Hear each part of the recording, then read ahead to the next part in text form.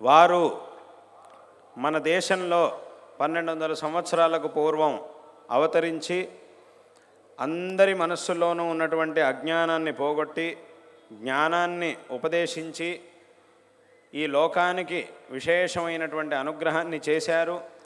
వారు శంకరాచార్యుల వారు విశేషంగా ప్రజ్వలింపజేసినటువంటి ఈ సనాతన ధర్మ జ్యోతి అనేది ఇవాల్టికి కూడా అఖండంగా వెలుగుతూ మనందరి యొక్క జీవితాలని కూడా, సమస్త జనుల యొక్క జీవితాలని ఆ ప్రకాశం వైపుకి, జ్ఞానం వైపుకి నడిపిస్తూ విశేషమైనటువంటి అనుగ్రహాన్ని చేస్తూ ఉన్నది.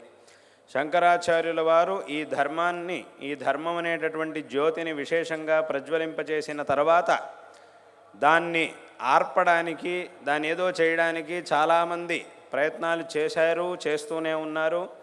ఎవరు ఎంత ప్రయత్నించినా కూడా ఆ దీపం యొక్క ప్రకాశంలో,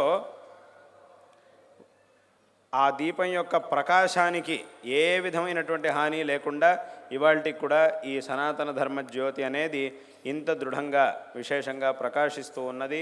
కాబట్టి ఇవాల్టి రోజున ఈ సనాతన హిందూ ధర్మాన్ని మనం ఆచరిస్తూ ఉన్నాం.